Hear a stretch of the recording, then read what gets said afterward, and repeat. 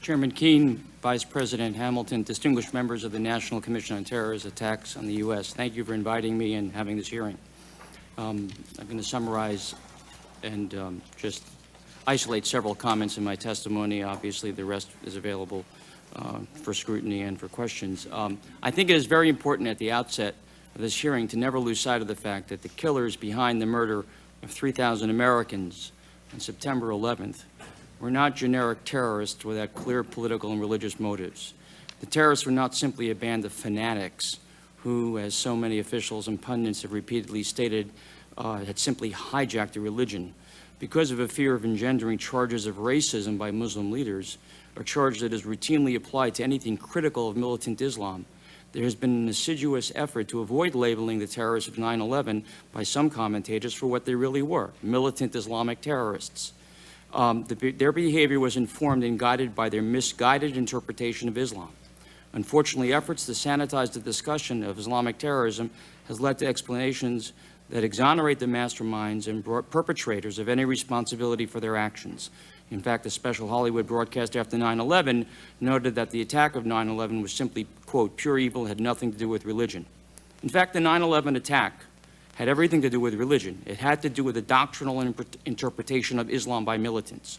At the outset, it is critical to point out that militant Islam does not equal Islam. Islam as a religion, like Christianity and Judaism, does not endorse violence.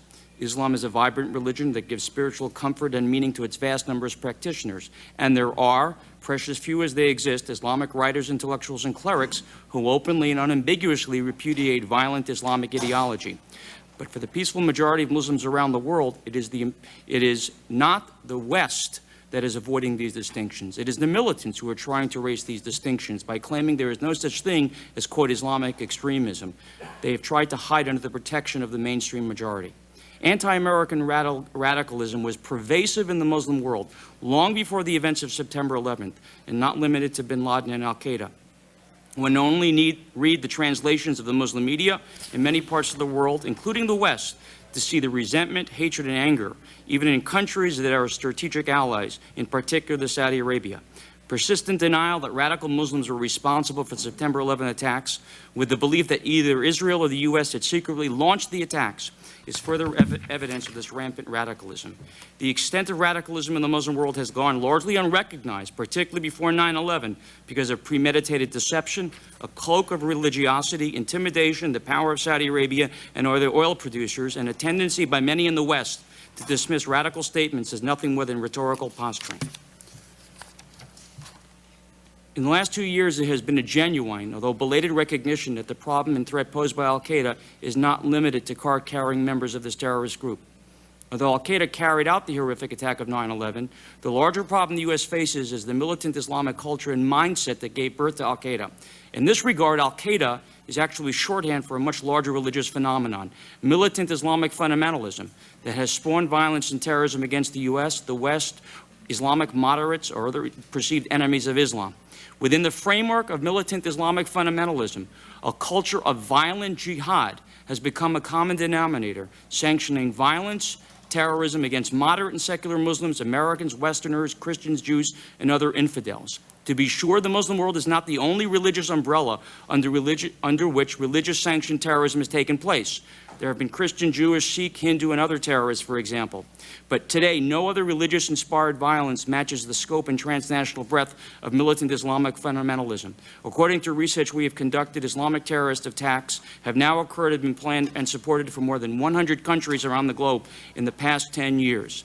One of the basic problems when confronting radicalism in the Muslim world is the unwillingness by some Western academicians, editorialists, and leaders to recognize the pervasive institutionalized support for and dissemination of jihadist ideology.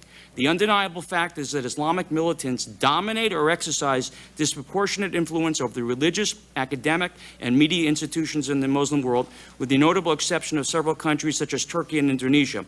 Within the Muslim world, the religious hierarchy has been traditionally controlled by Islamic fundamentalists. The question that we now face, and that which will be the discussion today, is to what should the response be, what caused this radicalism, and how should we behave in the future? Let me just state this. I do not believe that the enmity, anger, and hatred developed among Islamic fundamentalists in the Islamic world is a result of U.S. policies. I believe it is the result of the U.S. existence. It is a rejection of American pluralism, American secularism. Let me read to you a quote by Yusuf al-Qaradawi, a militant Islamic leader that some journalists have defined and described as a, quote, moderate, including a recent story in the Washington Post. Mr. Qaradawi is a leader of the Muslim Brotherhood living in Qatar. Let me read to you a quote. Secularism may be accepted in a Christian society, but can never enjoy general acceptance in an Islamic society. Islam is a comprehensive system of worship and legislation. The acceptance of secularism means the abandonment of the Sharia, a denial of the divine guidance and the rejection of Allah's injunctions. For this reason, the call for secularism among Muslims is atheism and a rejection of Islam. This is the underlying guide and motif that has led to the development of Islamic militancy. If Israel were to disappear tomorrow, disappear and an Islamic State were to replace Israel from the river to the sea, the mantra of Hamas, there would still be the same amount, if not greater degree, of Islamic fundamentalism. The problem lies in a vast, pervasive system of Islamic radicalism, largely perpetrated and sponsored by the Saudi Arabian government. And I don't think it's a coincidence that we see the rise of fundamentalism around the world coinciding with the oil revolution in 1973-74. Petrodollars began to fuel this. In the last 25 years, major radical Islamic institutions, I described some of them in my testimony, the World Assembly of Muslim Youth, the Muslim World League, International Islamic Relief Organization, some of which are tied to 9/11, forensically and clinically. These groups have been responsible for fueling Islamic militancy around the world. It is the Al Jazeera and other media stations that have largely inflamed Arab views and Islamic views about the United States. I do not believe the United States is culpable or responsible for the rise of extremism. If we look at extremist movements, generally speaking, we in the West like to associate extremist movements with being only part of a minor view. We like to believe that they can be isolated. What we have in the Islamic world is a much more pervasive system of beliefs, unfortunately dictated and manipulated by a disproportionately radical control over the institutions of the media and of Islamic religious institutions. I do not agree with my colleague, Ms. Bronson here, that, for example, Israel was putting money into the groups that would eventually become Hamas and Islamic Jihad. Israel, for example, in the 1980s, was allowing Islamic institutions to develop in Gaza and the West Bank because that's what it tried to do in terms of allowing more freedom to local populations. Unfortunately, it was occurring at the same time the entire Islamic world was being radicalized, in part by Jihad in Afghanistan. As a result of which, when Hamas was created and Islamic Jihad was created, we also saw the creation of more than a dozen other radical Islamic groups in Algeria, Tunisia, and elsewhere.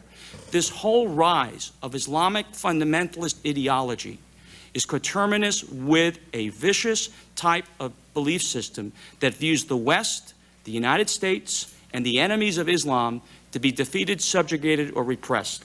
In the Islamic militant mindset, the world is divided between Dar al-Harb and Dar al-Islam. Dar al-Harb is the house of war, where it's permissible to wage war against those institutions or countries that do not subscribe to the Sharia or are not under Islamic sovereignty. Dar al-Islam is the house or the abode of peace, where that's where Islamic sovereignty reigns, such as in Iran, as it used to in Afghanistan, as well as now in the Sudan. I do not believe we have silver bullets here. There are silver bullets when it comes to stopping terrorism. There is absolutely no doubt in my mind that law enforcement needs effective tools, as they have been given under the Patriot Act, to fight terrorist groups, seize their assets, as they have done. The problem is militant Islamic clergy, not just in Saudi Arabia or Qatar or elsewhere, but also in the United States, have portrayed every single attack on terrorist groups, including the freezing of assets and the arrest of actual terrorists, as somehow an attack on Islam. It is these, quote, moderate Islamic clerics, and I say so-called because they pretend to be Islamic moderates to the West, but in fact they are not. I'll give you one very good example. The World Assembly of Muslim Youth, It's a Saudi-run foundation with offices in dozens of countries. It has openly supported Islamic terrorism. There are ties between WAMI and 9/11 hijackers. It is a group that has openly endorsed the notion that Jews must be killed. WAMI in 1995, after the Oklahoma City bombing, issued a statement and provided money to the victims of the Oklahoma City bombing, together with other Islamic groups, in an effort to portray itself as being very sympathetic to American problems and trying to show that it was anti-terrorism. It is this very group that has consistently portrayed the United States, Jews, Christians, and other infidels as enemies who have to be defeated or killed. And there is no doubt, according to U.S. intelligence, that WAMI has been tied directly to terrorist attacks. The problem is WAMI and its external group publications tries to issue statements protecting its identity as a moderate group when in fact it is anything but. In the end, I believe we are left with one very resolute thing. We have to stay the course. We have to stand up for the American principles of pluralism, the notion of the right to disagreement, the notion of the United States is a menace to the Islamic militants, not because of U.S. policies, but because of the very principles underlying our creation.